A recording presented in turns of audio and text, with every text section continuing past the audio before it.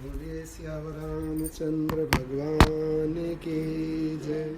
पवन सुत श्री हनुमान जी महाराज की जय।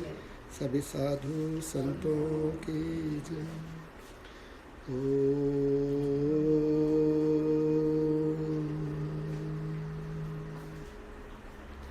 स्वस्ति श्री गणेशाय नमः। श्री सद्गुरुभ्यो नमः। श्री सरस्वते नमः। सर्वेभ्यो देवेभ्यो नमः। सर्वेभ्यो ब्राह्मणेभ्यो नमः। ओम तुलसीदासाय नमः। ओम वाल्मीकाय नमः। ओम वसिष्ठाय नमः। ओम गौरीपतये नमः। ओम श्री सपत्नीकाय लक्ष्मणाय नमः। ओम श्री सपत्नीकाय शत्रुघ्नाय नमः। ओम श्री सपत्नीकाय भरताय नमः। ओम हनुमते नमः। बोलिए माता पार्वती शंकर भगवान की जय। श्री नंदीश्वर महाराज की जय। सियावर रामचंद्र भगवान की जय। पवन सुत श्री हनुमान जी महाराज की जय। सभी साधु संतों की जय। भाई मेरी साचियाँ जोता वाली माता तेरी सदा ही जय। बोलिए क्षेत्रपाल भैरव बाबा की जय। पवन सुत श्री हनुमान जी महाराज की जय। नमः पार्वती पतये हर हर महादेव। हर हर महादेव। हर हर महादेव। हर हर महादेव। मंगल भवन अमंगल हारी।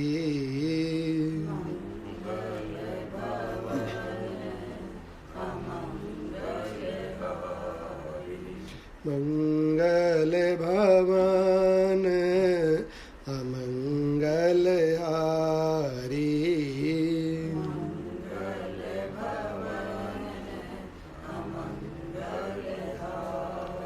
द्रवहूँ सो दशरथ अजीर बिहारी।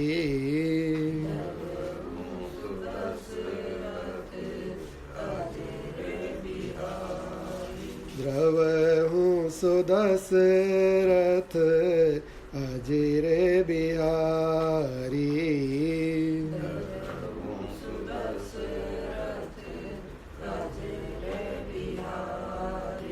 सुख सनकादिक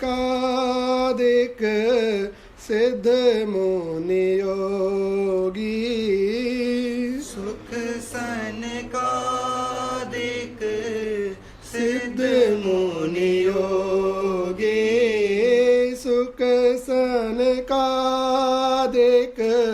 सिद्ध मुनि योगी। सुख सनकादिक सिद्ध मुनि योगी।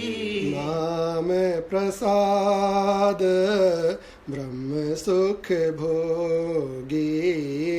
नाम प्रसाद सुख मन भोगी। नाम प्रसाद ब्रह्म सुख भोगी। नाम प्रसाद ब्रह्म सुख भोगी। नारद जानेऊ नाम प्रताप। नारद जानेऊ नाम प्रताप। नारद जानेऊ नाम प्रताप। नारद जानेऊ नाम प्रताप। जग प्रिय हरि हरि हर प्रिय आपू।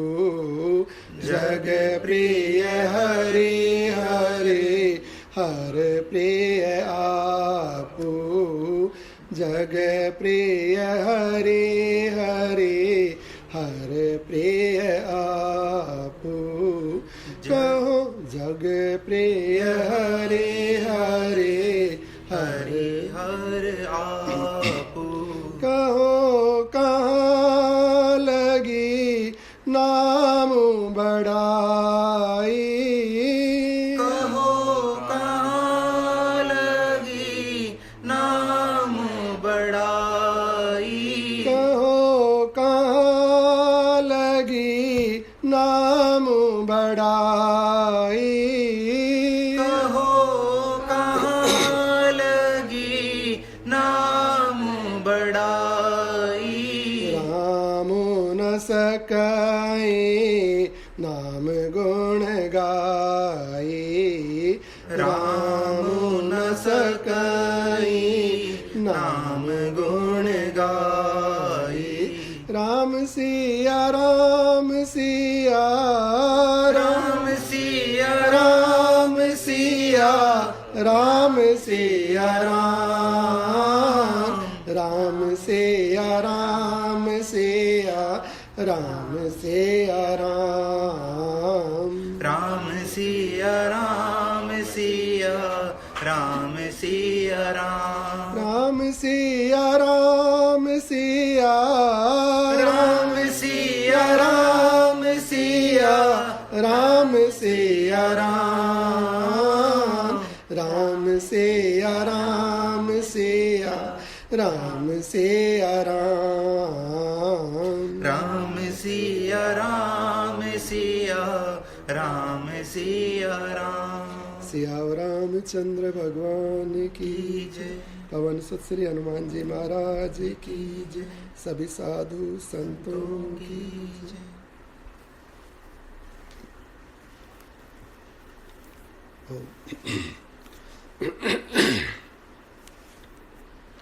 संक्षिप्त योग वासिष्ठ उपशम प्रकरण।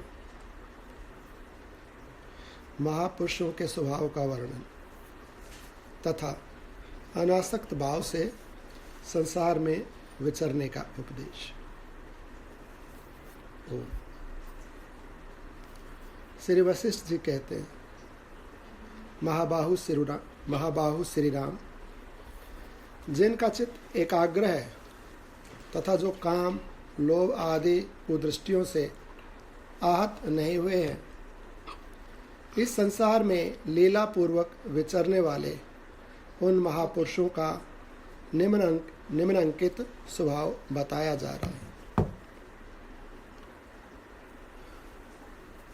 जो महापुरुष है, महापुरुष की संज्ञा बताई गई, जिनका चित्त कलेशित नहीं है, दुखी नहीं है, आहत नहीं हुआ है कुदृष्टियों के कारण, काम क्रोध लोभ मोह आदि। ये एक सु सुंदर होता है, कु खराब होता है। तो कुदृष्टियों के कारण, काम क्रोध लोभ आदि के कारण जिनका चित्त आहत नहीं हुआ है, पीड़ित नहीं हुआ है, वे महापुरुष हैं। उन महापुरुषों के जो स्वभाव हैं वो यहाँ पर मुनि वशिष्ठ जी महाराज बता रहे हैं। जीवन मुक्त चित्त वाला मुनि इस संसार में विचरण करता हुआ भी आदि मध्य और अंत में सदा ही रसहीन जो जगत की अवस्थाएं हैं उनको उपहास के योग्य समझे। जीवन मुक्त चित्त वाला मुनि इस संसार में विचरण करता हुआ का अर्थ है कि संसार में रहता हुआ। संसार में मुनि घर में भी हो सकता है, तो गृहस्थी में भी हो सकता है, वानप्रस्थ में भी हो सकता है, संन्यास आश्रम में भी हो सकता है। मुनि संज्ञा उसकी है जो परमात्म भाव को प्राप्त हो गए। जो परमात्म भाव को प्राप्त मुनि है वो इस संसार में कैसे विचरण करे, अर्थात कैसे रहे। आदि मध्य और अंत संसार की तीन स्थितियां, इन तीनों ही स्थितियों को, इन तीनों ही अवस्थाओं को रसहीन समझे, उपहास के योग्य समझे। इनको पास के योग्य है, अर्थात इनमें कोई रस नहीं है। जैसे संसार का निर्माण हुआ, संसार है और संसार विलीन हो जाएगा, उसी प्रकार से हमारे मन में यदि कोई सांसारिक विचार है तो विचार का निर्माण, विचार की स्थिति और विचार का लय।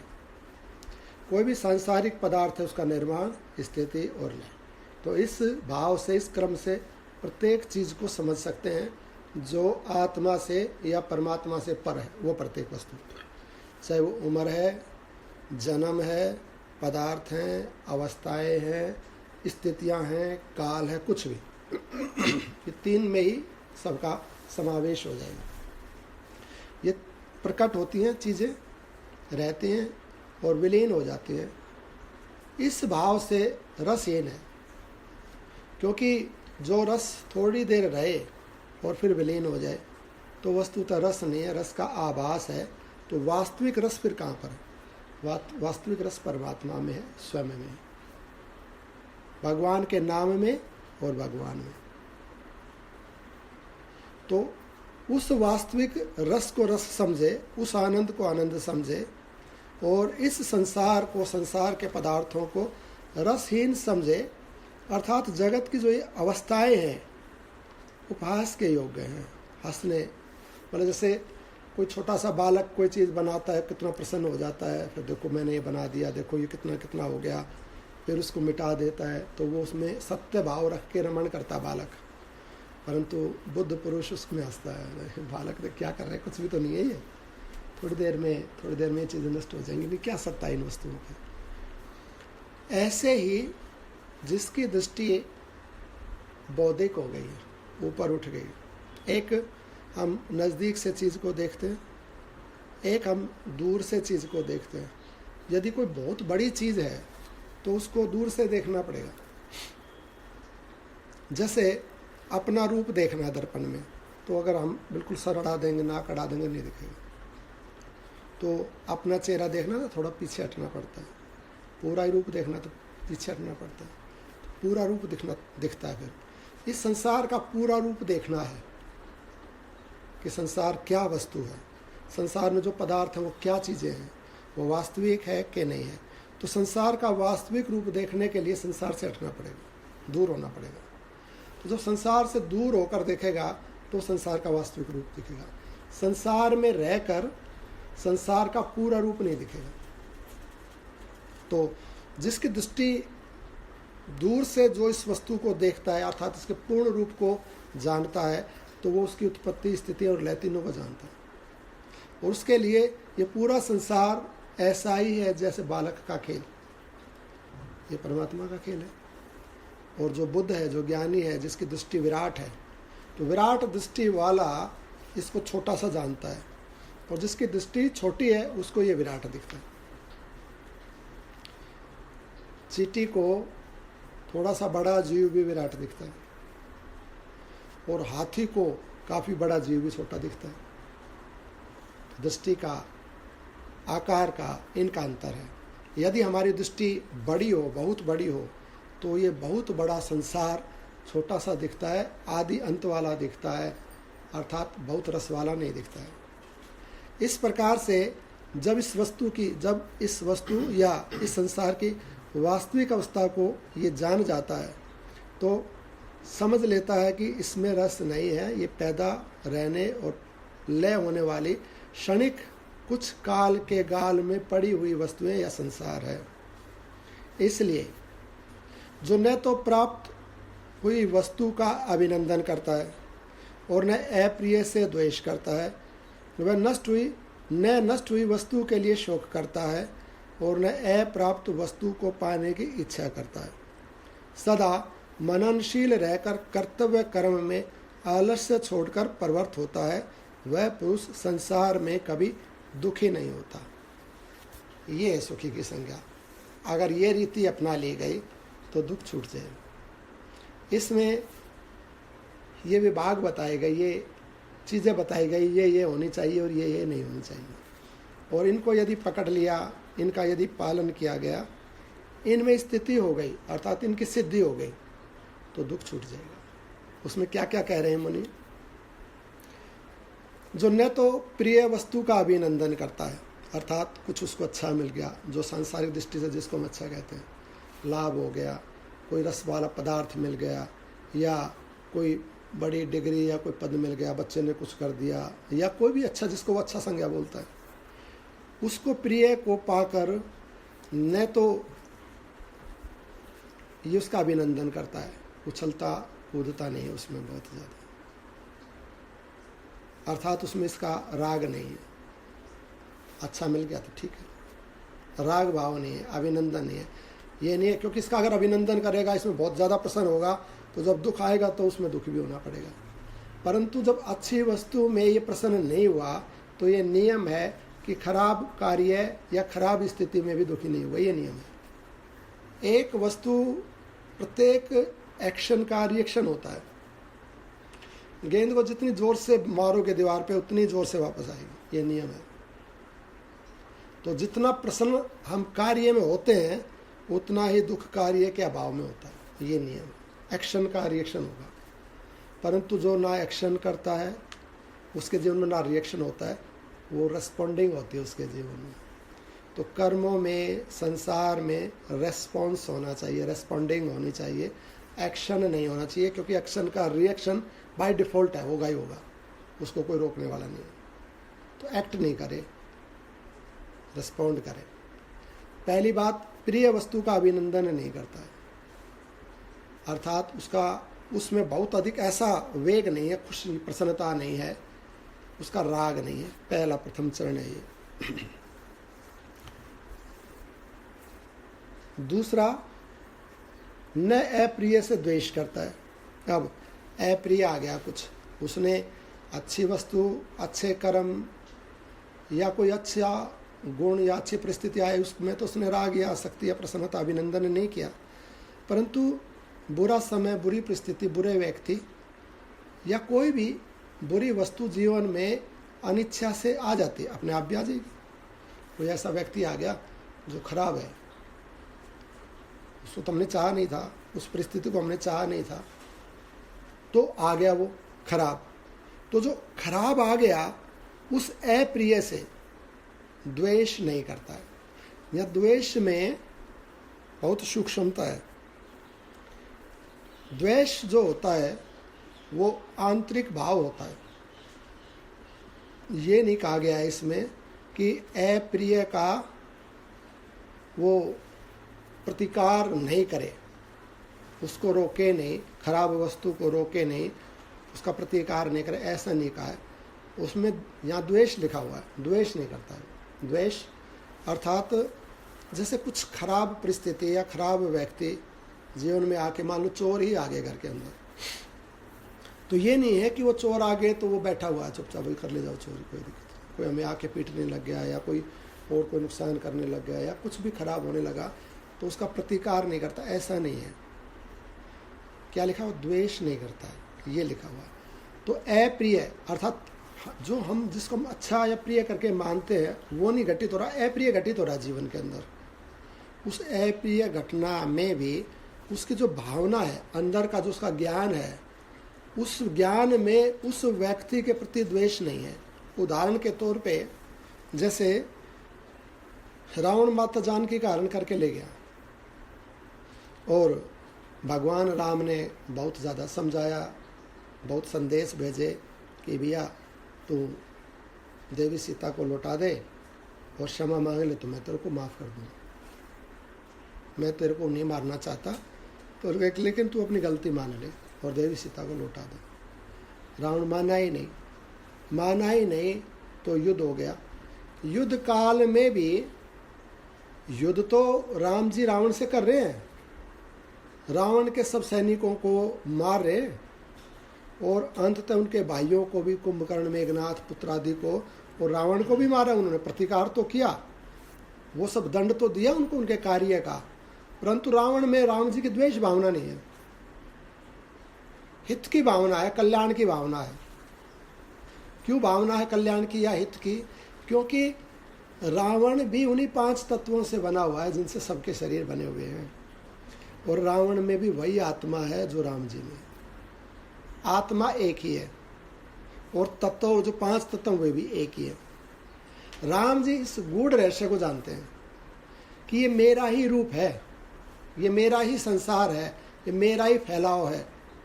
राम जी तो लीला कर रहे हैं, इस बात को ज्ञानी मनुष्य जानता है और इस बात को राम जी भी जानते हैं। माता कैकेयी राम जी को जब वनवास के लिए भेजती हैं तो राम जी उद्विग्न नहीं है,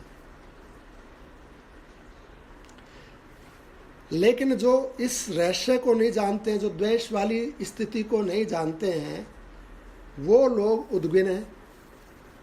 प्रजा है या कोई भी और व्यक्ति हैं दूसरे। राम जी जानते हैं कि कैकेयी माता भी वही आत्मा है, वही आत्मा कैकेयी माता में, वही मुझ में, और वही 5 भूत माता कैकेयी के शरीर में है, वही मेरे में। तो माता कैकेयी इस लीला में सहयोग कर रही है। तो माता कैकेयी के कारण वो वन को भी जा रहे हैं। एक तरफ ना वहाँ पर प्रसन्नता है ना दुख है राम जी को, अर्थात ना माता कैकेयी में भेद है ना माता कौशल्या में भेद है, ना रावण में भेद है आंतरिक दृष्टि से और ना ऋषि मुनियों में भेद है आंतरिक दृष्टि से, लेकिन क्रिया से, शरीर से भेद है।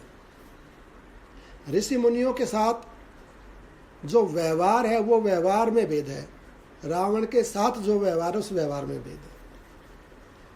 तो व्यवहार तो भिन्न रहेगा, अप्रिय के प्राप्त होने पर हमारा व्यवहार भिन्न होगा, लेकिन दृष्टि भिन्न नहीं होगी, क्योंकि तत्व एक ही है, तत्व 2 नहीं है। जो इस रहस्य को जानता है, जिसको इसका ज्ञान है, वो किसी भी परिस्थिति में किसी भी वस्तु से द्वेष नहीं कर सकता,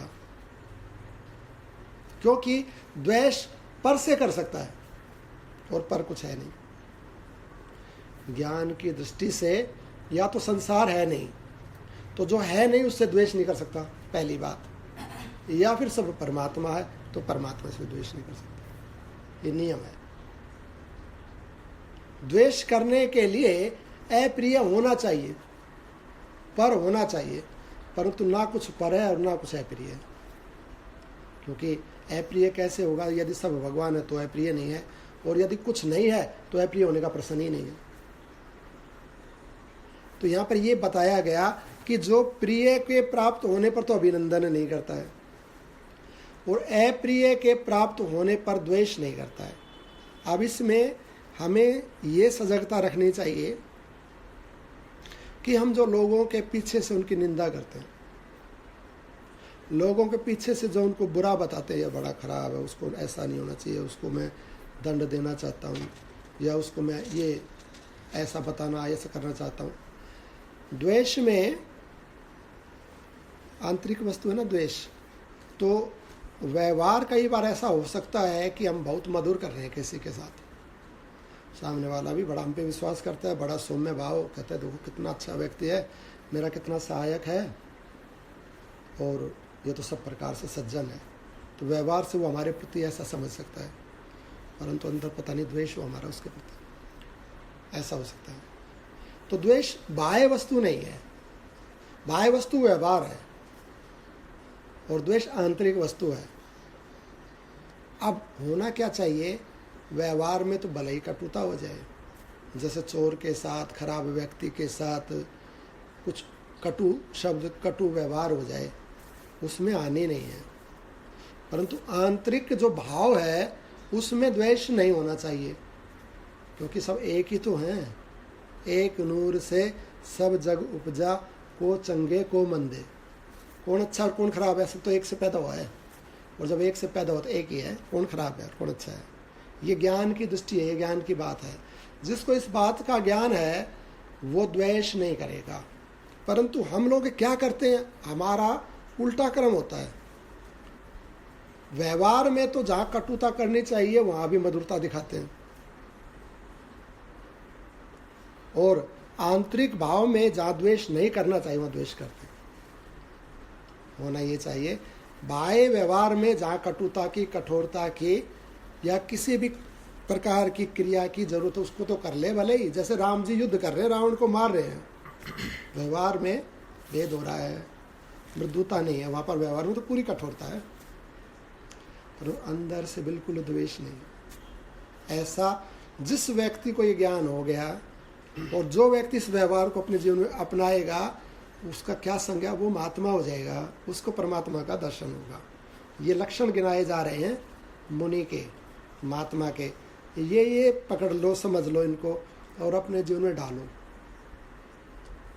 चाहे वो हमारा पड़ोसी है, हमारा शत्रु है, या कोई भी है, परिस्थिति है या घटना कुछ भी है, वो भगवान की लीला है, भगवत रूप की है। इस बात को जान ले। हमारे जीवन में कुछ भी प्रतिकूलता आई हुई है ना, जिसको हम अमंगल या अनिष्ट या खराब व्यक्ति वस्तु को जो बोलते हैं ना, वस्तु तो वो हमारा देव है, हमारा प्रारब्ध है। और हमारा प्रारब्ध उस रूप में आया है, अर्थात भगवान वो रूप धारण करके हमारे जीवन में सुख दुख अनुकूलता प्रतिकूलता देने के लिए आया। तो अगर इस बात को जान गया तो द्वेष नहीं करेगा वो, चाहे भले ही हमारा कितना नुकसान कर रहा है। कटु वचन भी बोल रहा है ना, तो हम उसका प्रतिकार तो कर सकते हैं, उसको भगा सकते हैं, दंड दे सकते हैं, पर उससे द्वेष नहीं कर सकते। ये भेद है यहाँ पर। ये बहुत गूढ़ बात है इसमें। यहाँ पर मुनि समझा रहे हैं, कह रहे हैं कि जो अप्रिय से द्वेष नहीं करता, दूसरी बात है ये, न नष्ट हुई वस्तु के लिए शोक करता है। ये पास्ट की बात है, नष्ट हो गई भूतकाल है ये। कुछ भी जो नष्ट हो गया, हमारा धन नष्ट हो गया, हमारी देह की अवस्थाएं नष्ट हो गई, या हमारे जन कोई परिवार का जन नष्ट हो गया, कुछ भी हमारा मान सम्मान नष्ट, वो पास्ट काल है। और जो बीत गया वो बदलेगा नहीं। तो जो बीत गया उसके लिए क्यों शोक कर रहा है? वो तो बदल ही नहीं सकता। तो जो नष्ट हुई के लिए शोक नहीं करता और न अप्राप्त वस्तु को पाने की इच्छा करता है। अप्राप्त पाने का अर्थ है भविष्य काल। अब ये वस्तु मेरे को पता प्राप्त नहीं है, मेरे को ये धन प्राप्त नहीं है, तो इतना धन मेरे को पाना है, इतना तो मेरे को जोड़ना है, ये मकान तो मेरे को बनाना है, इतना कार्य तो मेरे को करना है, वहाँ तो मेरे को, मतलब जो जो पास्ट में चिंतन करता है। एक बात बोली जो जो फ्यूचर के लिए चिंतन, एक बात बोली पास्ट के लिए कि जो बीत गया, जो नष्ट हो गया, उसके लिए शोक नहीं करता। और पाने के लिए प्लानिंग नहीं करता, बहुत ज़्यादा इच्छा ऐसा नहीं है, भावना ऐसी इच्छा बना के नहीं रखता है। अप्राप्त वस्तु को पाने की इच्छा नहीं करता है ऐसा। फिर क्या करता है? प्रेजेंट में रहता है, सदा मननशील है। मननशील है अर्थात चिंतन करता। मनन बोलते हैं जो चिंतन या विचार, विचार का जो मन में विचार चले उसको मनन बोलते हैं। मन में जो विचार चलता है तो मनन करता है। और मनन करके प्रेजेंट में कार्य करता है, कर्तव्य का पालन करता है। पहले मनन करता है, ये कार्य करने योग्य है, नहीं करने योग्य है। मननशील रहकर कर्तव्य कर्म में आलस छोड़कर प्रवृत्त होता है। पास्ट, फ्यूचर और प्रेजेंट, तीन चीज़ें बोली। अप्राप्त के जो नष्ट हो गया उसके लिए शोक नहीं करता है, अप्राप्त के लिए आशा नहीं रखता है। फिर क्या करता है? मनन करता है, अर्थात पूरा चिंतन करके विचार के साथ ये कार्य करने योग्य मुझे करना चाहिए, ये कार्य नहीं करने योग्य मुझे नहीं करना चाहिए। तो मनन करके, विचार करके और कर्तव्य कर्म में आलस्य छोड़कर प्रवृत्त होता है।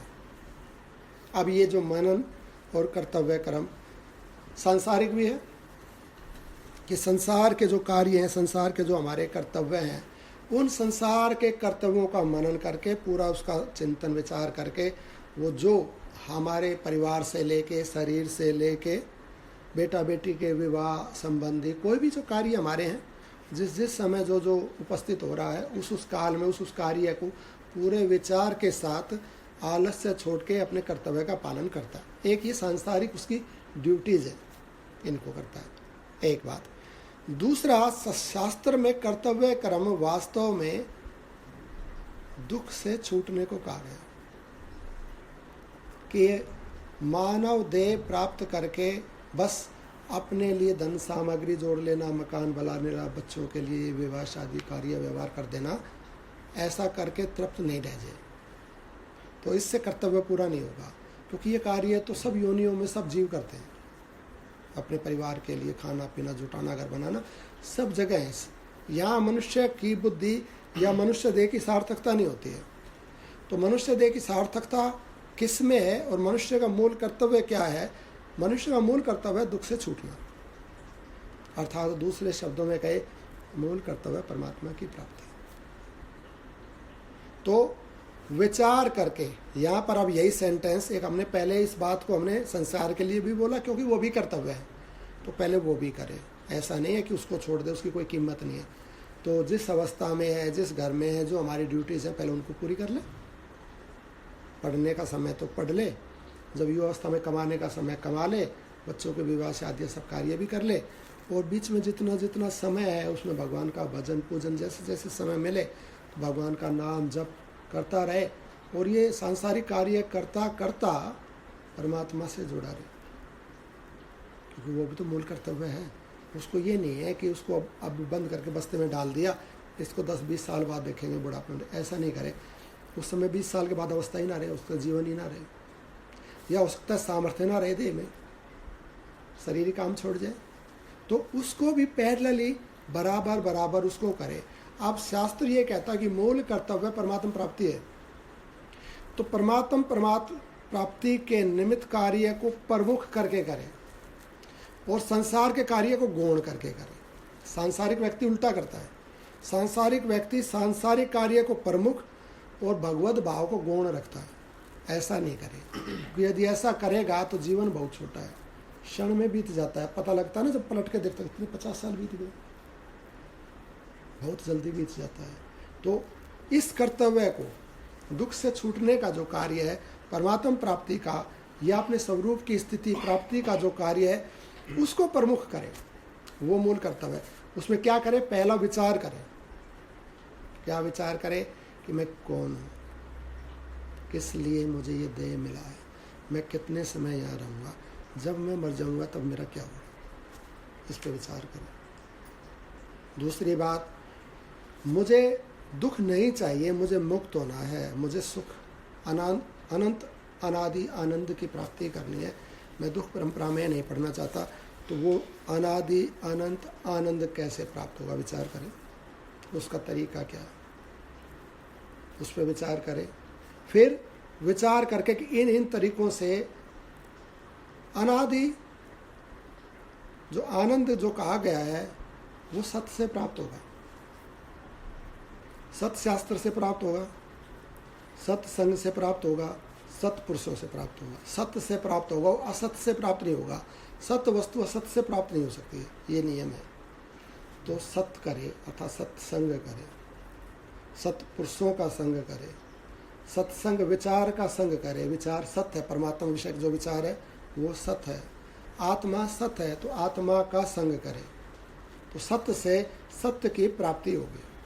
तो सत्संग करे, सत्संग करेगा, उससे जो विचार मिलेगा और उस विचार के द्वारा उस सत्य का जब संग करेगा, आत्मा का परमात्मा का जब संग करेगा तो दुख छूटेगा, तो आनंद की, शाश्वत आनंद की प्राप्ति हो जाएगी। तो पहले विचार करे। दूसरा, जब विचार पुष्ट हो जाए, विचार से समझ ले कि हाँ ये करने योग्य है और ये छोड़ने योग्य है, फिर उस विचार के बाद आलस्य छोड़ के कर्तव्य में प्रवृत्त हो जाए, फिर आलस्य नहीं करे। जो भगवान के भजन में आलस्य करता है उसी को शास्त्र ने प्रमादी कहा है, वो प्रमादी है, वो आलसी है। फिर कर लेंगे, फिर कर लेंगे, फिर कर लेंगे, बहुत समय पड़ा, वो आलसी कहा गया। आलस सांसारिक कार्यों को न करने वाले को भी आलसी कहते हैं, पर वो तो क्षमा हो सकता है, मान लो उसको भगवान से जुड़ा हुआ है। ऐसा भी हो सकता है कि भगवान से जुड़ा हुआ सतपुरुष कार्य करता हुआ दिखे नहीं और उसको लोग महाप्रमादी महाआलसी बोल दें, ऐसा हो सकता है। जड़ भरत जी के महाराज जी के जैसे, कुछ करता नहीं, पढ़ा ही रहता, खा लेता, पढ़ा रहता, परंतु परमात्मा से जुड़ा वो आलसी संज्ञा नहीं है उसकी। उसको शास्त्र प्रमादी आलसी नहीं कहेगा, वो कहेगा ये सत्य में स्थित है, ये कृत्य हो चुका है, कर्तव्य कर चुका है, इसका कुछ करना बाकी नहीं है। लेकिन जो परमात्मा से नहीं जुड़ा हुआ है और संसार का महान कार्य करता है, प्रवर्त है बड़े प्रचंड वेग के साथ सांसारिक कार्य में, उसको शास्त्र प्रमादी बोलता है, ये प्रमादी है।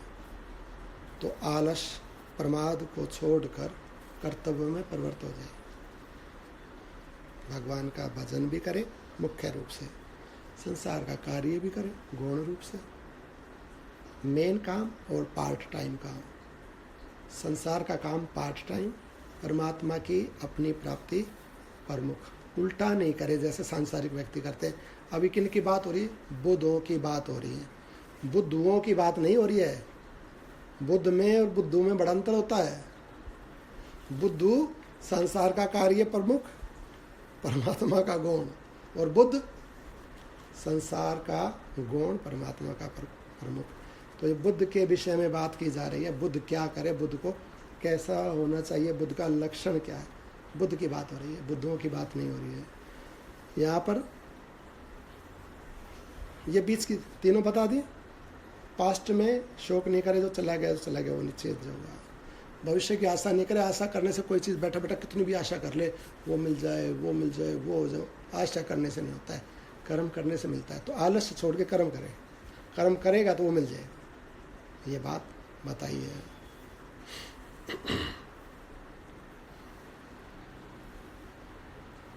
ऐसा मनुष्य, वह पुरुष संसार में दुखी नहीं होता। अब और आगे क्या क्या करने क्या क्या नहीं करने। जो पूछने पर प्रस्तुत विषय का प्रतिपादन करता है, न पूछने पर मौन हो सूखे काठ की भांति अविचल भाव से स्थित रहता है, तथा इच्छा और अनिच्छा के बंधन से मुक्त है, वह पुरुष संसार में दुखी नहीं होता। ये बता, जो पूछने पर प्रतिपादित विषय का वर्णन करता है।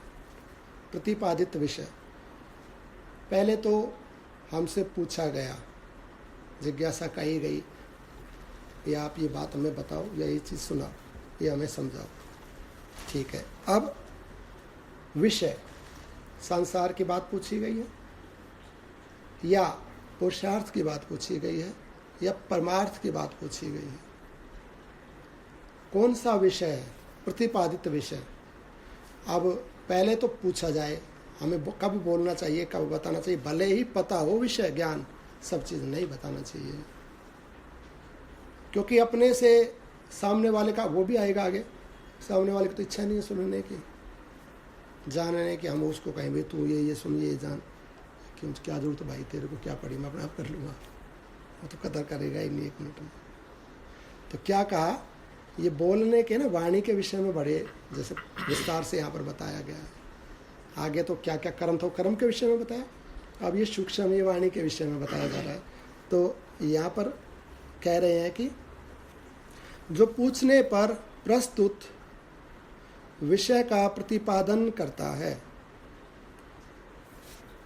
यदि विषय के बारे में जो विषय प्रस्तुत किया गया उसके बारे में जानता है, बता दो, परंतु उसको ही बता दे जो विषय पूछा गया है। ये नहीं है कि वो विषय कुछ और पूछ रहा है, बता कुछ और रहा है। मान लो 4 चीज़ें मालूम है उसको, और उस 4 में से 3 में उसकी रुचि नहीं है, 1 में उसकी रुचि है, उस 1 को बता दे और इस तरीके से बता दे उसका कल्याण हो, उसका लाभ हो, जिससे उसका दुख मिट जाए, जिससे उसको किसी भी प्रकार का जो कोई उसके मन में डाउट्स हैं वो क्लियर हो जाए, उसको लाभ हो जाए, शांति हो जाए, उस तरीके से बता दे उसको। पूछने पर प्रस्तुत विषय का प्रतिपादन करे, पहली बात। न पूछने पर सूखे काठ की भांति अविचल भाव से स्थित रहे। नहीं पूछा ना तो भले ही पता है विषय, तो नहीं बताए, क्योंकि बिना पूछे इसका अर्थ यह है कि उसको नहीं है, या तो जिज्ञासा नहीं है, इच्छा नहीं है जानने की, या फिर उसको कीमत भी नहीं मालूम है कि ये व्यक्ति मुझे ये बताएगा, तो मतलब उस व्यक्ति की कीमत, उसके विचार की कीमत, अर्थात उसको मूल्य करके नहीं देखता है कि ये तो मुझे ठीक से बताएगा या नहीं, तो उसमें उसकी आस्था ही नहीं रहेगी। जब उसमें उसकी आस्था ही नहीं है तो आप कितना भी बहुमूल्य वचन दे दो उसको, आप उसको परमात्मा का नाम बता दो, वो उसकी भी कीमत नहीं करेगा। तो यदि नहीं पूछा है, यहाँ पर ऐसा हो सकता है कि पूछना आता नहीं हो, ऐसा भी हो सकता है कई बार कि विषय के बारे में ठीक से ज्ञान नहीं है, पूछ नहीं पा रहा ठीक से, परंतु जिज्ञासा है, तो उसके बारे में भी आगे बता दे। यहाँ पर आएगा जो मनोभाव को जाने लेगा वहाँ पर वक्ता जो है कि इसका मन का भाव कैसा है, तो मन के भाव के अनुसार जो बोलता है, तो यदि पता लग गया कि हाँ यहाँ भाव अच्छा है, ये जानना चाहते हैं, परंतु ठीक से अपना क्वेश्चन नहीं रख पा रहे हैं, पूछ नहीं पा रहे हैं, तो वहाँ बता दे, वहाँ खूब वर्णन करें उस विषय को, उस आवश्यकता के अनुसार समय का मान, कितने समय में, कितने शब्दों में। जैसे कि एक बालक है, एक बालक को जब हम विषय बताते हैं तो उसके लेवल से बताते हैं, उसको ये नहीं है कि हम उसको पीएचडी का सिलेबस उसके सामने समझाने लगते हैं, ऐसा नहीं है। वो फर्स्ट स्टैंडर्ड का, सेकंड का, थर्ड का, उसके अनुसार व्यक्ति या टीचर बात करता और उसको वो उसी विषय के बारे में बताता, क्योंकि उसका जो ब्रेन लेवल है वो उतना है, उसके अनुसार ही वो वहाँ पर समझ सकता है। और उसके ऊपर अगर बोलेगा तो वाणी की व्यर्थता है, उन वचनों की व्यर्थता, बच्चा समझेगा नहीं वहाँ पर। तो बच्चे का जो ब्रेन है या उसका जो स्टैंडर्ड है, तो उसके पूछने से, उसके भाव से, उसकी बॉडी लैंग्वेज से, उसके मनों से, जो उसके मनोभावों से पता लग जाएगा, उसके अनुसार प्रतिपादन करे विषय।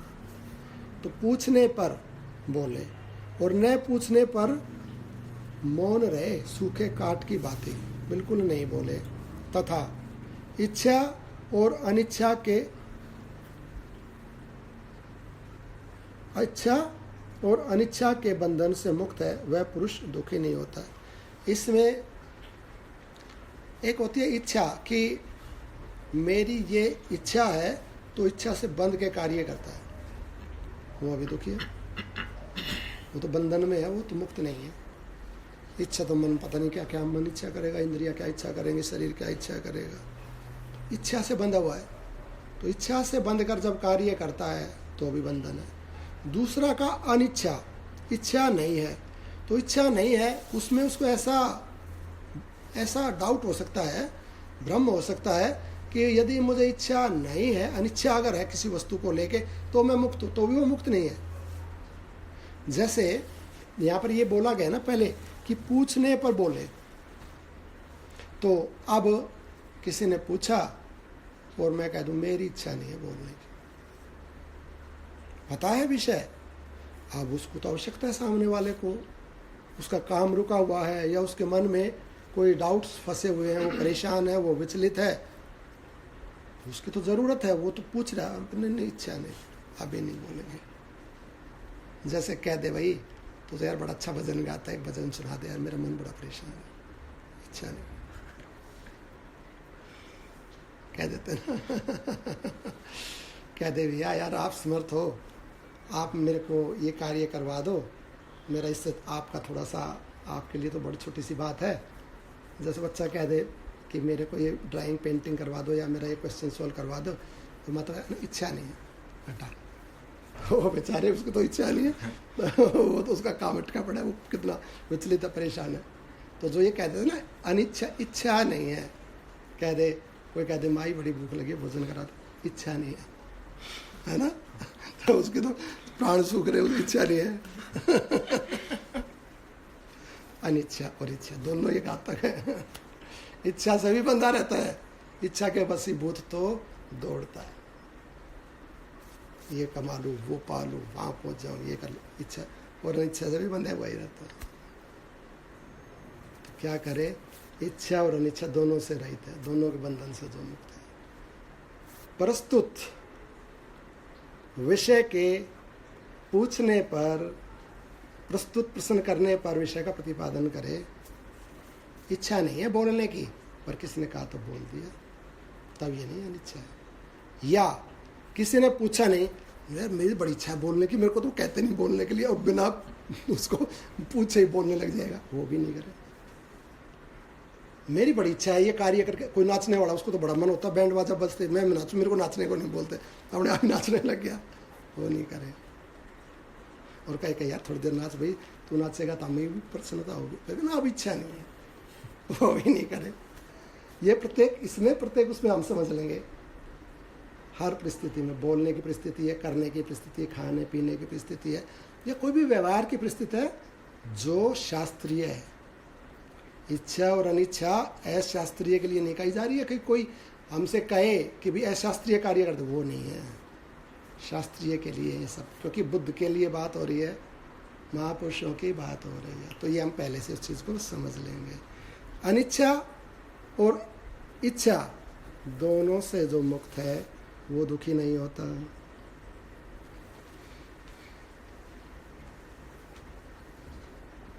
जो सबके अनुकूल बोलता है, किसी के पूछने या प्रेरणा करने पर सुंदर उक्तियों द्वारा समाधान करता, वो प्राणियों के मनोभाव को समझ लेता है, वह पुरुष संसार में दुखी नहीं होता, ऐसा बताया गया।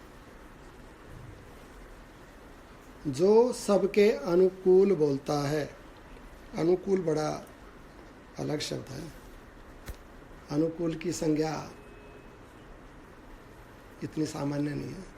अनुकूल की संज्ञा हम प्राय ऐसा लगा लेते हैं कि भाई मेरे को तो मीठा पसंद है, बस मीठा खिला दे, मेरे को तो ठंडे की जरूरत है, एसी चला दे, मेरे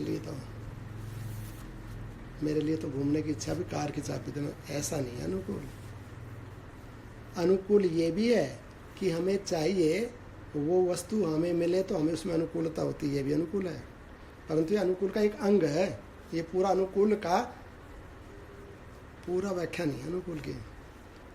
अनुकूल का अर्थ है कि उसके अनुकूल पहले तो उसकी परिस्थिति, बच्चा है कि युवक है कि बड़ा, उसके अनुसार विषय, पदार्थ, परिस्थिति अनुकूल बोलता है। बच्चा है बोल रहा है, मान लो बात शास्त्र की, वो बच्चा क्या समझेगा? अनुकूल नहीं है इसका। अनुकूल का अर्थ ये भी है कि उसके लिए लाभदायक भी हो कार्य। अनुकूल बोलता है। अनुकूल बोलने का अर्थ कि वो जिस भाषा में समझता है, जैसे प्राय हमारे लिए हमारी भाषा हिंदी भाषा अनुकूल है, तो अब ये है कि हम अंग्रेजी में बोलना चालू कर दें, संस्कृत के श्लोक पे श्लोक पढ़ रहे हैं, वो ठीक है, अच्छा है, संस्कृत भी, अंग्रेजी भी अच्छी है, पर अपने को पल्ले तो उतना लाभ तो नहीं हो रहा ना। शब्द कौन से, कितने बड़े, किस भाषा के बोले जाएं, वो अनुकूलता है। फिर किससे लाभ होगा और किससे हानि होगी, तो जिससे लाभ होगा वो अनुकूल है, और जिससे हानि हो जाएगा वह प्रतिकूल है। हमेशा वह कार्य भी प्रतिकूल है। बच्चा मांग रहा है मिठाई और उसको डायबिटीज़ हो रखी है, या कोई हमारे घर में बड़ा आदमी है तो मिठाई मांग रहा, हम उसको अरे यार मिठाई मारा खिला दिया, अनुकूल नहीं है, भले उसको इच्छा हो रही है। कोई कह रहा है कि मेरे को ये बात बताओ, मेरे को ये दिखाओ, मेरे को वो करवाओ, और वो उसके लिए हानिकारक है, तो अनुकूल नहीं है। अनुकूल को समझना, यानी कि 360 डिग्री से अनुकूल शब्द को जब हम समझेंगे तो उसका एक वाक्य में यदि कहें हितकर होना चाहिए, हितकर जो है वो अनुकूल है, और जिसमें हित ही नहीं हुआ अनुकूल का हो तो प्रतिकूल है। हमने उसको खिला दिया, उसके अनुसार कर दिया, उसके अनुसार बोल दिया, और उसका फल नेगेटिव आया तो प्रतिकूल है। ये अनुकूल की संज्ञा है। तो जो अनुकूल बोलता है, अनुकूल अर्थात उसका लाभ होना चाहिए ना, वचन का, कार्य का लाभ होना चाहिए। जो अनुकूल बोलता है, किसी के पूछने या प्रेरणा करने पर सुंदर उक्तियों द्वारा समाधान करता है। पूछने, प्रेरणा करने और अनुकूल सुंदर उक्तियाँ, एग्जाम्पल भी दे साथ साथ, ये नहीं सीधा शास्त्र की बात बोल दे, एकदम श्लोक बोल दिया। उसने कहा यार ये मेरे को ये डाउट है, इसका मेरे को बताओ, एक श्लोक पढ़ दिया, वो श्लोक पढ़े उसको समझ में नहीं आया कुछ भी, या एक दो बोल दिया, या शास्त्र की लाइन बोल दी, उसको भैया तू तो समझता है इस बात को, लेकिन मेरे को उस तरीके से समझा जो मेरे अनुकूल हो। मैं तो ना ये भाषा, मान लो कोई चाइनीज में कोई बोले, हमें क्या अनुकूल था उसमें, या कोई ऐसा एग्जाम्पल दे दे दूसरा एग्जाम्पल की हमें समझ नहीं, तो हमें क्या अनुकूल था उसमें। तो मुझे मेरी भाषा में समझा, मेरे बौद्धिक स्तर पे उतर के आ नीचे, पहले जितना मेरा बौद्धिक स्तर, जैसे पिता बच्चे के स्तर पे उतर के जाता है तब उसके साथ ही बोलता है, खेलता है, पढ़ाता है, उसके बच्चा बन जाता है माता पिता, तब बच्चा, वो बच्चे के लिए अनुकूलता है। हालांकि बड़े के लिए वो प्रतिकूलता है, उसके जैसा बोलना खेलना, उसके जैसा हंसना गाना नाटक करना उसके लिए अनुकूल नहीं है पिता माता पिता के लिए, परंतु उसके जैसा बनता है तब वो ग्रोथ होती है बच्चे की, वो अनुकूलता है। तो एक तो अनुकूल, दूसरा पूछने पर, तीसरा उक्तियों के द्वारा, एग्जाम्पल्स के द्वारा उसको भाई देखो ऐसा ऐसा ऐसा करके 2-4 एग्जाम्पल दे और उसको बात क्लियर हो जाए, स्पष्ट हो जाए, उसका भाव प्राप्त हो जाए, तत्व प्राप्त हो जाए। तो जो उक्तियों के द्वारा समाधान करता है और प्राणियों के मनोभाव को समझ लेता है। अब मुझे तो बड़ा अच्छा लग रहा है बोलने में, मेरे को तो बोलने का अभ्यास है, 4 घंटे भी बोलता रहूँगा। अब सामने वाला तो परेशान हो रहा हो तो अब यार कितना रुकता ही नहीं है, बोल शर्म के मारे, लाज के मारे या किसी और कारण से वो तो बेचारा सम्मान में बोल नहीं रहा है, परंतु उसकी कैपेसिटी नहीं है इतनी सुनने की, समझने की, बैठने की, करने की, और दुखी हो रहा है। तो ये वक्ता का जिम्मेवारी है कि वो मनोभाव समझ ले, जो पूछने वाला है उसका, प्राणियों के मनोभाव को समझ ले। यहाँ श्रोता नहीं लिखा हुआ है, यहाँ पर लिखा हुआ है जो कौन वक्ता अच्छा है, जो प्राणी का मनोभाव समझ ले। तो प्राणी में सब जीव आ गए। एक हमारे घर में कोई मालूम पशु है, कोई कुत्ता बिल्ली, या वो बेचारा भूखा है, अब वो तो बता नहीं सकता मैं भूखा हूँ, लेकिन जो उसके मनोभाव को समझ ले ये भूखा है।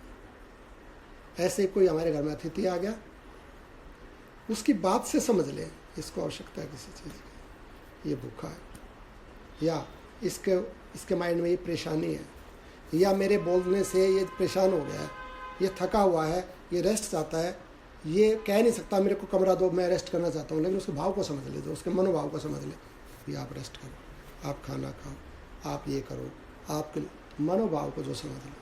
मनोभाव को कौन समझ लेगा? जिसको शास्त्र का ज्ञान है, जो इतनी सूक्ष्मता से चीज़ों को समझ सकता है। तो जो उस सूक्ष्म आत्मा को जान गया है तो वो सूक्ष्म ज्ञान सूक्ष्म मन को समझ लेगा।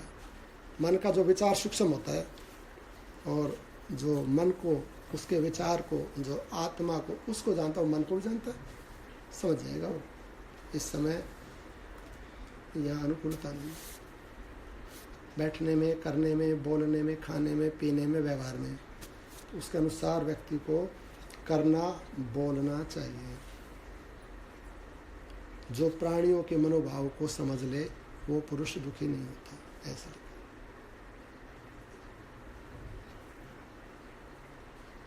वह परम पद में आरूढ़ हो, जगत की क्षण भंगुर अवस्था को अपनी शांत बुद्धि के द्वारा हंसता हुआ देखता है। परम पद में आरूढ़ हो, आत्मा में, ब्रह्म परम पद में आरूढ़ हो, जगत की क्षण भंगुर अवस्थाएं जो पल पल बदल रही हैं, नष्ट हो रही हैं, जगत की क्षण भंगुर अवस्थाओं को अपनी शांत बुद्धि के द्वारा हंसता हुआ देखता है। सब परिवर्तित हो, सब बदल मेरा ये दे, जगत की क्षण भंगुर अवस्थाएं, संसार, शरीर, मन, बुद्धि, इन सब की अवस्थाएं, ये सब जगत है। पदार्थ जगत है, काल जगत है, शरीर जगत है, मन, बुद्धि, चित्त, अहंकार जगत है। जो इन सब की बदलती हुई क्षण भंगुर अवस्थाओं को देखता शांत प्रसन्न चित्त हंसता रहता। देखो ये सब बदल गया, कैसा शरीर था कैसा हो गया, कैसा पदार्थ था कैसा हो गया, कैसी अवस्था थी कैसी हो गई। जगत की सब अवस्थाओं को, परिस्थितियों को कब देख सकता है? परम पद में जो आरूढ़ है, क्योंकि वो बदलने वाली नहीं है, अपरिवर्तनशील, परिवर्तनशील को देख लेता है। बैठा हुआ व्यक्ति आने जाने वालों को देख लेता है, यहाँ से कौन गया, वो बैठा है, वो अपरिवर्तनशील है, वो परिवर्तनशील है। पिक्चर चलती है ना, परिवर्तनशील है, हम बैठे हैं, परिवर्तनशील को अपरिवर्तनशील देख सकता है। हम भी दौड़ते रहें तो कहाँ पिक्चर दिखेगी वहाँ, हम खुद ही परिवर्तनशील है। अपरिवर्तनशील परिवर्तनशील को देखता है। तो जो आरूढ़ हो गया है स्वयं में, परम पद में, आत्मा में जो स्थित है, वो इस मन बुद्धि के भी परिवर्तन को देखता है। संसार के बड़े परिवर्तन की तो बात कौन करे। रघुनंदन, जिन्होंने अपने चित्त को जीत लिया है और परावर स्वरूप पर ब्रह्म परमात्मा का साक्षात्कार करके जो महात्मा हो गए हैं, उन्हीं का ऐसा स्वभाव मैंने तुम्हें बताया। जो परमात्मा को जान गया है, उस पद में आरूढ़ हो गया है, जिसने परमात्मा का साक्षात्कार कर लिया है, जो महात्मा हो गए हैं, उनका है ये लक्षण। वे होते हैं ऐसे, उनका ये स्वरूप मैंने बताया और वो हम सब हो सकते हैं। उसके लिए पीछे क्रियाएं बताई हैं, वो करो तो ऐसे हो जाएंगे। दूसरे के मन की बात जान लेंगे, कब बोलना है, क्या बोलना है, कब करना है, क्या करना है। बीते हुए का शोक नहीं रहेगा, आगे की चिंता नहीं रहेगी, कर्तव्य कर्म में प्रवृत्त रहेंगे, परमात्मा में स्थित रहेंगे। सारी अवस्थाएं वही हो जाएंगी करने से।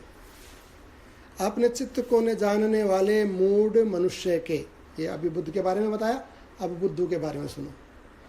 अपने चित्त को न जानने वाले मूढ़ मनुष्यों के जो यज्ञ आदि कर्म है, वे फल की कामना से युक्त होते हैं।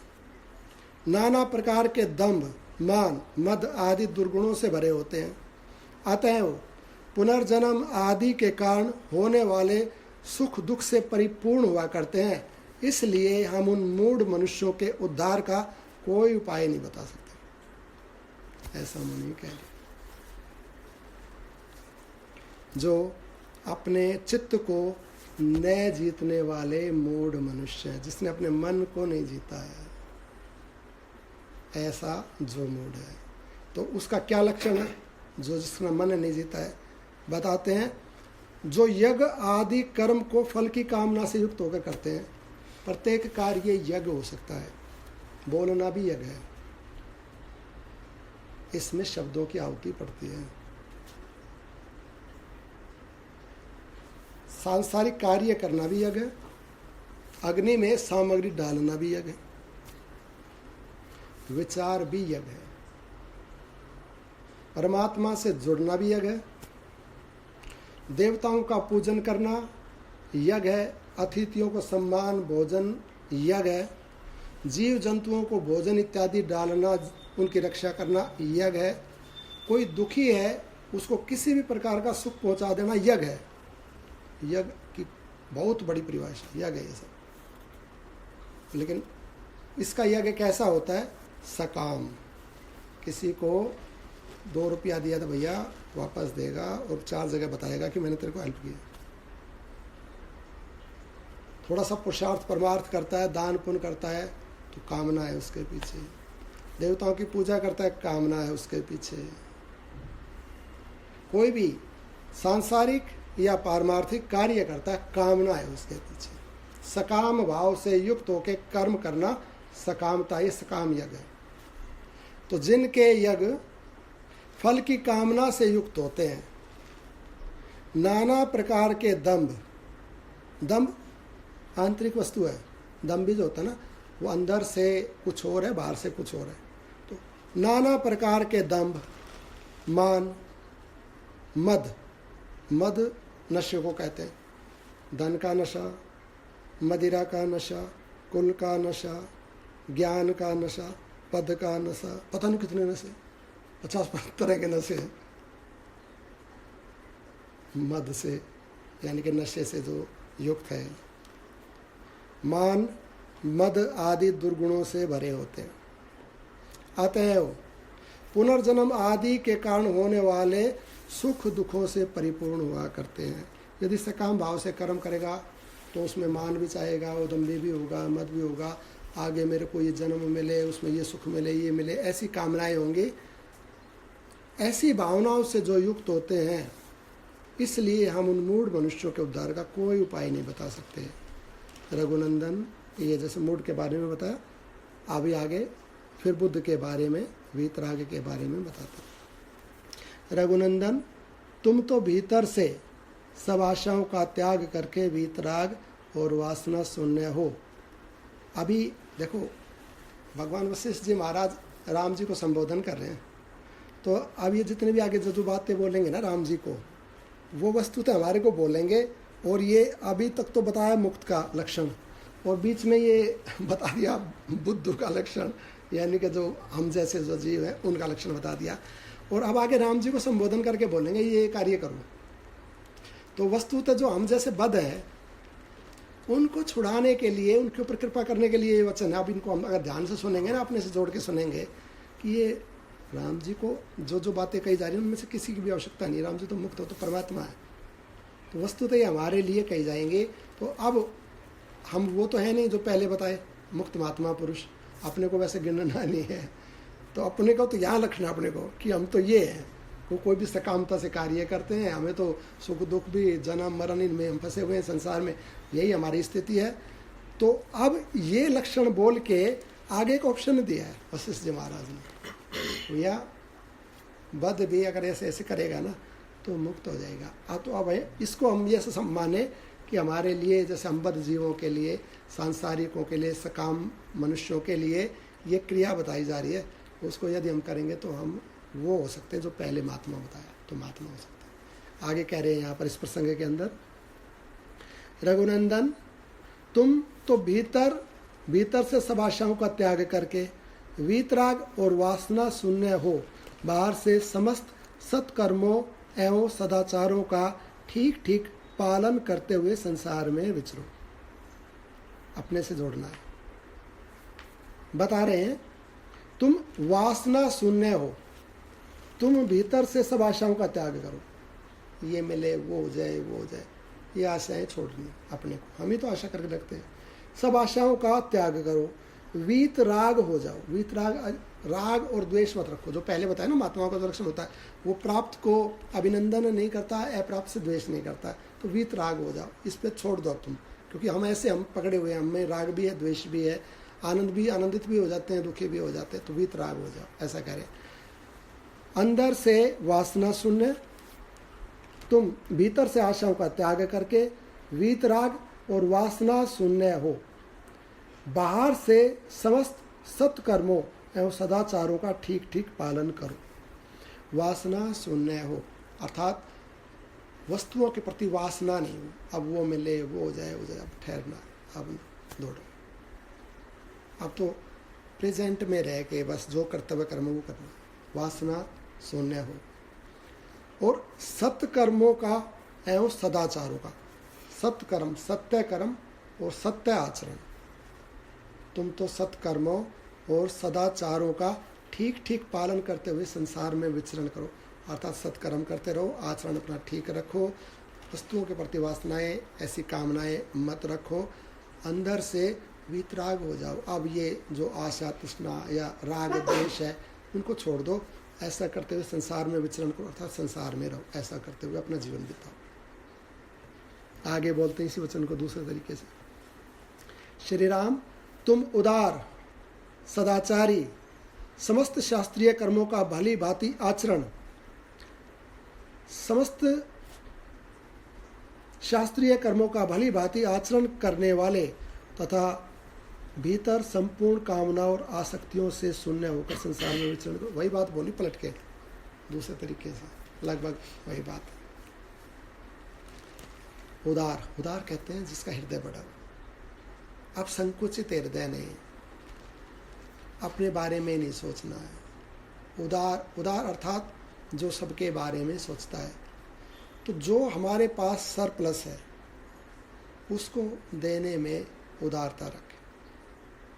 यदि हमारे पास धन नहीं है, हम नहीं दे सकते, शरीर में बल नहीं है, हम सेवा नहीं कर सकते, या और कोई ऐसा पदार्थ हमारे पास सरप्लस है नहीं है जो हम नहीं कर सकते, तो हमारे पास विचार तो है, वो तो हम अच्छा दे सकते हैं, वो तो हम कामना कर सकते हैं, संसार का भला, सबका भला, पड़ोसी भी खुश रहे, हमारा परिवार भी खुश रहे, हम भी, सब, वो तो हम दे सकते हैं, वो तो सरप्लस होता है, उदार होगा। लेकिन जो उदार नहीं है ना, वो दूसरों के अनिष्ट की कामना करता है, उसका ये बिगड़ जाए, उसका ये नाश हो जाए, इसका ये क्यों है, वो पागल ये है। उदार तो जो कुछ ज़्यादा है उसको देने का प्रयास करे। अच्छा, उदार हृदय वाले, सदाचारी, आचरण को तो हम अच्छा बना ही सकते हैं, उसमें कौन सा पैसा खर्च होता है। मधुर बोलना, ठीक से कार्य करना, सत आचरण करना, यानी कि गलत ना देखना, गलत ना बोलना, गलत ना करना, सदाचरण है, सदाचारी। समस्त शास्त्रीय कर्मों का भली भांति आचरण, शास्त्र ने जिसकी आज्ञा दी, शास्त्रीय कर्मों का आचरण। तथा भीतर संपूर्ण कामनाओं और आसक्तियों से शून्य, भीतर से, ये बाहर की बातें बताई, शास्त्रीय आचार व्यवहार कर्म, और भीतर से कामनाओं से आसक्तियों से शून्य होकर विचरण करो। ये महात्मा बनने की युक्तियां बताई जा रही हैं। रघुनंदन, तुम सब पदार्थों का यथार्थ रहस्य एवं अंतर जान चुके हो, इसलिए जैसी अभिष्ट हो वैसी ही दृष्टि से देखते हुए अनासक्त भाव से संसार में विचरो। अभी ये सूक्ष्म बात है। यहाँ पर योग वासिष्ठ ग्रंथ का उपशम प्रकरण चल रहा है। तो जिनकी प्रखर बुद्धि होती है ना, वो तो थोड़े में भी समझ जाते हैं, संकेत से समझ जाते हैं। थोड़ा सा संकेत मिले चीज़ें, फिर वो अपना चिंतन मनन करके विचार के द्वारा आगे बढ़ जाते हैं।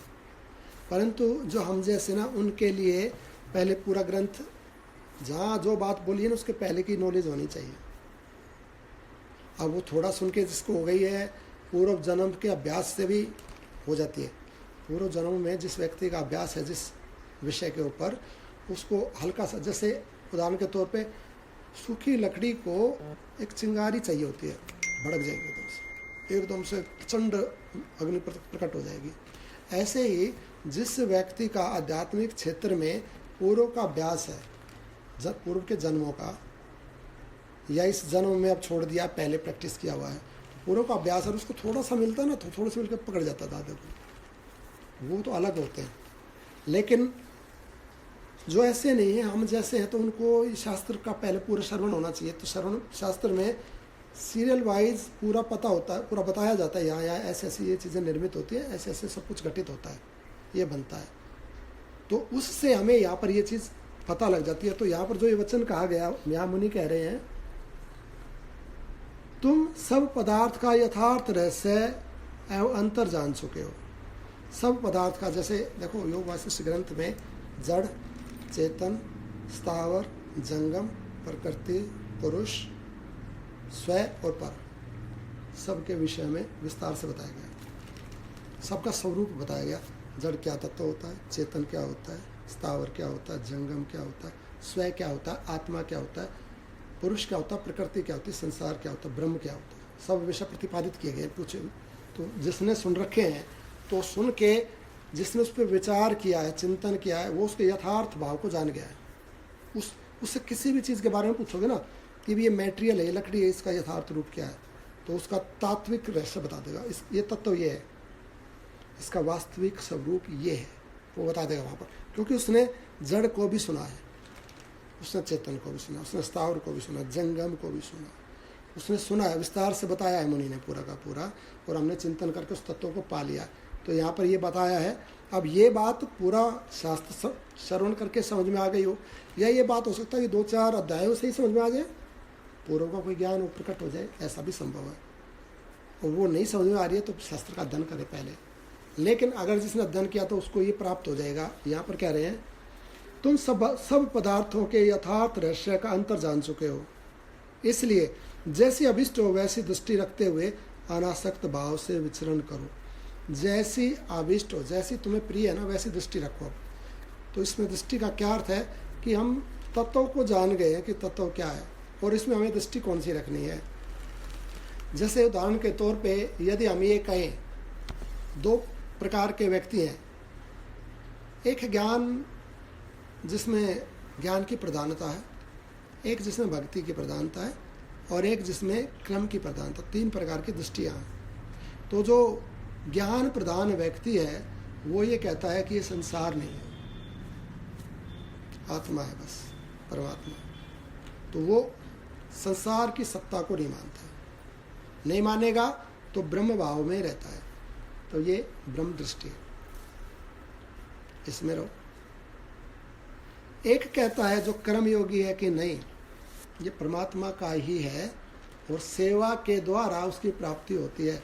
तो मैं तो मन से, वचन से, कर्म से जितनी बनेगी सेवा करूंगा। तो ये सेवा की दृष्टि है। एक भक्त है, वो तो सब परमात्मा रूप देख के कहते हैं परमात्मा तो ये संसार तो परमात्मा का ही है, तो सबसे प्रेम करता है, ये भक्त की दृष्टि है। यहाँ पर ये कहा कि तुम तत्व इस पदार्थ को, सब पदार्थों के यथार्थ तत्वों को जान गए हो, जड़ को, चेतन को, प्रकृति को, पुरुष को, सत्य को, असत्य को, सबको जान गए हो। अब तुम्हारी जैसी इच्छा हो ना वैसी दृष्टि का अवलंबन करो। तुम चाहे ज्ञान परक दृष्टि से रहो, चाहे कर्म वाली दृष्टि से रहो, चाहे भक्ति योग की दृष्टि से, जौन सी दृष्टि प्रिय है, और तीनों में भी रहो। बोले वृंदावन बिहारी लाल की जय, राधे रानी सरकार की जय, सभी साधु संतों की जय। कितना समय हो गया? अपनी बात पहले ही अपने देख लेना भाई, इतना ही बोले थे जितने की आवश्यकता मनोभाव पड़े। कभी अभी मन हो रहा पकौड़ा खाने का और कह रहे ये तो दुख ही नहीं रहा भाई। 1 घंटा 10 मिनट हो गया? अच्छा तो नहीं होगा, नहीं होने वाली है तो फिर जल्दी जल्दी कर दूँ, आप तो समझ जाओगे, थोड़ा फटाफट कर देते हैं, देखें वो पता नहीं लगे अपनी गलती होगी जो हम कर रहे थे। जय हो बिहारी जी। एक बार वो 3 दोबारा बताना है अभी जो 3 बताया। इसमें यहाँ कहा भगवान ने, मुनि कहते हैं रघुनंदन तुम सब पदार्थों का यथार्थ रहस्य एवं अंतर जान चुके हो। अंतर जड़ अलग है, चेतन अलग है, स्थावर अलग है, जंगम अलग, तो सबका स्वरूप और अंतर जान चुके। इसलिए जैसी अभिष्ट हो वैसी दृष्टि से देखते हुए अनासक्त भाव से, दृष्टि वो रखनी है जो विज्ञान की दृष्टि, भक्ति की दृष्टि या सेवा की दृष्टि, कोई भी दृष्टि रखो, परंतु आसक्त नहीं होना किसी भी वस्तु में, अनासक्त भाव से संसार में रहो।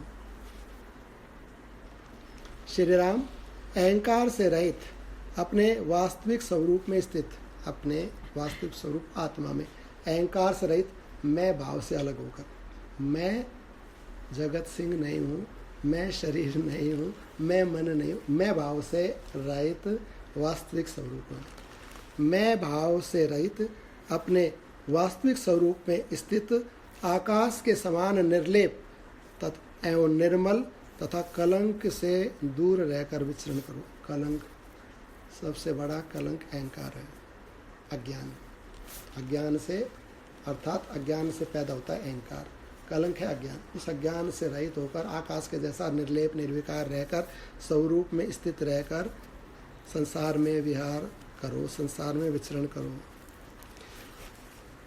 राघव सैकड़ों आशा पाशों से नित्य मुक्त, एक एक आशा एक एक पाश है, पाश कहते हैं रस्सी को, बंधन, सैकड़ों आशा पास, कहीं बेटी, कहीं बेटा, कहीं पति, कहीं पत्नी, हम कितनी कितनी चीज़ें, या किसी वस्तु की आशा, किसी पद की आशा, किसी स्थान की आशा, कुछ करने की आशा, कुछ पाने की आशा, कुछ छोड़ने की आशा, किसी से बदला लेने की आशा, किसी को उपकार करने की, सैकड़ों आशा उनसे बंधे हुए पाश, सैकड़ों आशा रूपी रस्सियों से हम बंधे हुए, इसलिए स्वरूप की प्राप्ति नहीं होती है। लेकिन अगर उनमें हम भगवत भाव रखते हो, भगवत भाव है तो पाश नहीं है, पाश संसार का ही होता है। सैकड़ों आशा रूपी पाशों से नित्य मुक्त, सब पदार्थों में सम तथा बाहर प्रजाओं के हितकर कार्य में तत्पर रहकर तुम लोक में विचरो। कल करेंगे ये अध्याय, कौन सा? ये वाला ना, यहाँ से नीचे। अभी 1 घंटा 10 मिनट हो गया,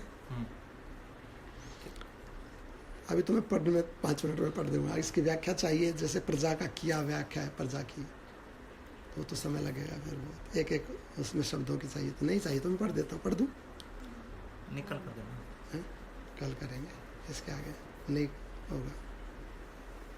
हमारे से रिलेटेड है ना, हमने कहाँ का हमारे में प्रॉब्लम है, तो अपने में जो दोष हैं, अपने में जो रोग हैं, उन रोगों के निवारण में तो हम संतुष्ट, थोड़ा सा धैर्य रखें ना। अगर हम कहेंगे नहीं बांधे पट्टी, अंदर कीड़े पड़ रहे हैं, ऊपर पट्टी बांधे चले, हाँ ठीक हो जाएंगे, नहीं तो अंदर रोग बड़े भरे पड़े, उनको निकालने के लिए यहाँ युक्तियाँ बताई जा रही हैं। कल करेंगे, यहाँ बोलिए। हाँ पूछो। जैसे आपने पहले बताया कि जो बच्चा होता है, मतलब खिलौनों में आसक्ति होती है, लेकिन उसका ज्ञान होने पर बच्चे को कि ये नकली है और हमारे पास असली गाड़ी है, तो वो छूट जाता है। लेकिन संसार का हमने सुना भी, ज्ञान भी हो गया कि ये ठीक नहीं है, फिर भी वो क्यों नहीं छूटता? क्योंकि ज्ञान हुआ नहीं है, हमने ऐसा मान लिया कि ज्ञान हो गया। बच्चा ये मान लेता है कि मुझे सब समझ है, पर उसे समझ नहीं होती है। यदि ज्ञान हो गया तो ज्ञान होने पर मिथ्या वस्तु को छोड़ना नहीं पड़ता, छूट जाती है। जैसे हमने किसी वस्तु को पकड़ के रखा हुआ है, ये डायमंड है, यही कोहिनूर है, और ज्ञान हो गया ये तो पत्थर है, तो कांच है, तो छोड़ने की जरूरत नहीं। हम आप छुड़ा बोला फ्यूज को वो जो फेंक, हम आप छूट जाती है वो चीज़ें। अगर हमने अभी ये ज्ञान हो गया कि भाई ये संसार सत्य नहीं है, और फिर भी हम संसार में रचे बसे हुए हैं, और हम कह रहे हैं कि संसार का हमें ज्ञान है, तो ज्ञान नहीं है, ज्ञान होने का भ्रम है। जैसे आपने अनुकूल और प्रतिकूल का बताया, तो वो मतलब थोड़ा बहुत तो समझ आ जाता है, लेकिन पता कैसे चले? कई बार तो ये होता है ना कि हमें नहीं पता होता। जैसे आपने बताया कि गेस्ट आके वो चाहते हैं कि हम रेस्ट करना, लेकिन हम उस चीज़ को नहीं समझे, तो उस चीज़ का कैसे? एक तो जिन व्यक्तियों को ये ज्ञान की बातें सारी, जिसको व्यवहार का ज्ञान है, तो व्यवहार के अनुसार हम कैलकुलेट कर लेंगे कि ये इतनी दूर से चल के आया तो थक गया, सवेरे के चला है, अब दोपहर हो रही तो ये भूखा है। वो बहुत ज़्यादा विचलित है, उसकी बॉडी लैंग्वेज से पता लग जाएगा, तो उसकी मानसिक परेशानी है। इस व्यक्ति को कोई ना कोई इसको आवश्यकता चाहिए। तो जिसको व्यवहार का ज्ञान होता है, तो व्यवहार से उसकी बॉडी लैंग्वेज, उसका वचन और उसके कर्म से समझेगा, तो ज्ञान से पता लगेगा। और उसके बाद जिसको व्यवहार के ऊपर चेतन का ज्ञान हो गया है, तो जिसको सूक्ष्म ब्रह्म का ज्ञान हो जाता है, तो वो उसके मन को भी पढ़ लेगा, उसका मन भी उसको पता लग जाता है। तो वहाँ तक अगर हम नहीं पहुँचे हैं, चेतन तत्वों के ज्ञान तक अगर नहीं पहुँचे, आत्मा के ज्ञान तक नहीं पहुँचे, तो व्यवहार का ज्ञान तो होना चाहिए। व्यवहार में तो किससे क्या बोलें, कितना बोलें, कैसा बोलें, किसके साथ कैसा व्यवहार करें, उठे बैठे, या अपने गेस्ट के साथ, या जहाँ हम जाए गेस्ट बन के वहाँ हमने कैसा करना है, कैसा बोलना है, या संसार में हमें किस प्रकार की क्रियाएं आचरण करने हैं, वो आचरण की बातें हैं। तो वो आचरण में सद होना चाहिए, अर्थात सदाचरण होना चाहिए, तो उसको बोलते हैं सदाचार। ये आए कैसे सदाचार? ज्ञान से। हमें जैसे तेरे को कोई कुकिंग, कोई आइटम बनाना है, वो तेरे को आता नहीं है, तो उसके लिए क्या करेगी? यूट्यूब खोलेगी ना, या किसी से, अपनी मम्मी से, या किसी को जिसको रेसिपी बनाने आती है उससे पूछेगी ना। तो पूछा, ज्ञान हो गया। ज्ञान हो गया तो ज्ञान को फिर अप्लाई किया, ट्राई किया, ठीक वैसा ही बन गया तो ठीक है, ठीक नहीं बना तो ज्ञान ठीक नहीं हुआ है। तो जहाँ ठीक नहीं बना, जिसमें वो कमी रहेगी भोजन में, वहाँ पर ज्ञान का अभाव है। तो फिर दोबारा पूछा, ये ऐसा क्यों नहीं बना, ये तो इसमें ये चीज़ें नहीं डाली गई, या ये चीज़ ज़्यादा डाल दी गई, तो वहाँ से ज्ञान निकल गया उतने पार्ट में, तो चीज़ वैसी बन गई। तो यदि हमारा आचरण ठीक नहीं है कहीं पर, तो वहाँ मान लें कि ज्ञान का अभाव है। बोलने में, करने में हमें या तो ज्ञान का अभाव है या प्रैक्टिस का अभाव है, दो चीज़ है ना। एक तो नॉलेज होती है, वो भी चाहिए, और दूसरा नॉलेज होने के बाद प्रैक्टिस। जैसे कि मान लो किसी को गाड़ी चलाना कोई पढ़ा दे कि गाड़ी में स्टीयरिंग है, क्लच है, ब्रेक है, और उसको पूरा मैकेनिज्म गाड़ी का पता लग गया, और उसको गाड़ी दे तो गाड़ी नहीं चला सकता ना। मैकेनिज्म जानता वो, परंतु उसका प्रैक्टिस नहीं है उसको चलाने की। तो चलाएगा कब? पहले तो नॉलेज हो, ब्रेक, स्टीयरिंग, क्लच, गियर, सबका ज्ञान एक पार्ट हुआ। दूसरा उसको प्रैक्टिस करे, तब वो सीधी चलती, नहीं तो कहीं भी घुस जाएगी। तो पहले ज्ञान, फिर उसका अभ्यास। तभी तो बोलते हैं श्रवण, मनन, निधिध्यासन और स्थिति। यही तो है, 4 अंग है, ये 4 पार्ट हैं। तो पहले हम उसका ज्ञान ले लें उस भोजन को बनाने का, फिर उसको हम ट्राई करें बार बार। पहले तो हम उसको समझ लें, सुन लिया, फिर उसका मनन यानी कि ठीक से समझना, उसको समझ लिया, फिर उसको ट्राई करके देखना, बन गया 4था पार्ट, तैयार हो गया। वैसे ही हर एक चीज़ में अप्लाई होगा, हमारे बोलने में भी, हमारे करने में भी, हमारे उठने बैठने में भी। तो ये 4 पार्ट रहेंगे। जो व्यक्ति परफेक्ट है किसी चीज़ के अंदर, तो उसने पहले के 3 चरण पूरे किए हैं, तब वो आज परफेक्ट है। अदरवाइज उसके कहीं ज्ञान में या उसकी एप्लीकेशन में कहीं प्रॉब्लम है, उसने ठीक से या तो अप्लाई नहीं किया है या उसको ठीक से नॉलेज नहीं है, ठीक से वो जानता नहीं है। और अहम कैसे छूटे? अहम अज्ञान है, अहम मैं है, और ये जो मैं है ये अज्ञान के कारण है। तो अज्ञान को जान लेना ज्ञान है। पर ज्ञान होने के बाद भी तो अहम आ जाता है, अहंकार आ जाता है। ज्ञान होने के बाद जब अहंकार आ गया तो उतना ज्ञान लुप्त हो गया। जैसे इस रूम में 10 लाइटें जल रही हैं, उस पार्ट का बल्ब हमने यदि बंद कर दिया तो वहाँ अंधकार आ गया।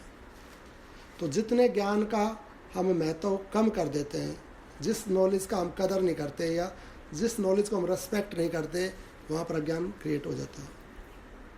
तो अपनी नॉलेज को रेस्पेक्ट करो, अपने रूप को रेस्पेक्ट करो, अपनी चीज़ों को रेस्पेक्ट करो, अपने माता पिता को, अपने शरीर को रेस्पेक्ट करो, अपने भगवान को रेस्पेक्ट करो। तो रेस्पेक्ट करना अर्थात उसमें रहना है। और जिसको हम डी रेस्पेक्ट कर देते हैं, जिसका हम वैल्यू नहीं मानते हैं, उतने पार्ट में चीज़ें खराब हो जाती हैं। जैसे जिस अंग को हम धोना बंद कर देंगे उसमें मैल चढ़ जाएगा, मार्जन करना पड़ता है ना, धोना पड़ता है ना शरीर को पूरा। तो ऐसा ब्रेन को भी मार्जन करना पड़ता है, धोना पड़ता है। ज्ञान के लिए क्या बोला गया है? श्रवण करते रहो। कब तक? जीवन पर्यंत।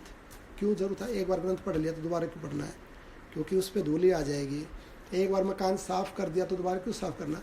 धूली ऑटोमेटिक आती है, सफाई ऑटोमेटिक नहीं होती है, सफाई करनी पड़ती है। तो अज्ञान ऑटोमेटिक आता है, ज्ञान के लिए प्रयास करना पड़ता है। और जैसे जो आपने इसके बताया कि हमें किसी चीज़ की अनिच्छा है लेकिन दूसरे को इच्छा है, जैसे आपको अभी पढ़ने की जैसे इच्छा ना हो पर हमें सुनने की इच्छा है, और उस टाइम पे अगर आप सुनाओ तो वो ठीक है।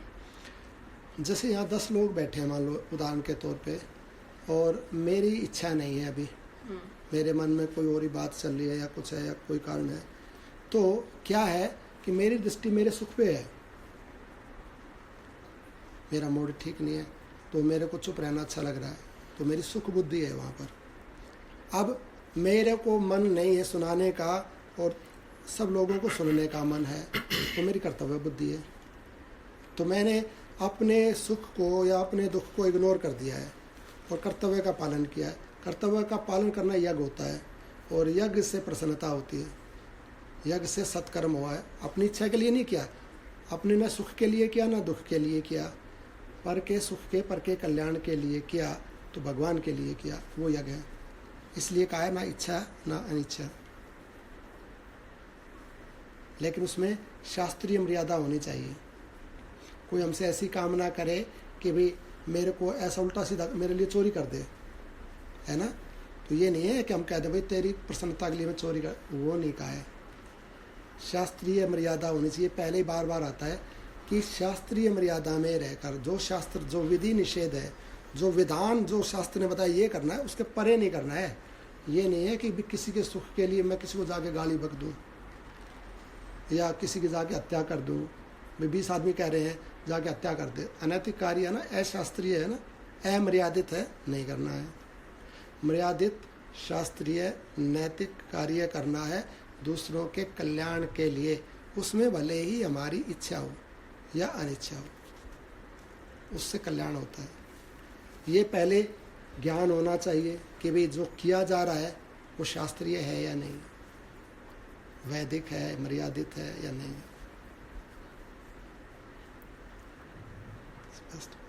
बोली वृंदावन बिहारी लाल की जय, राधे रानी सरकार की।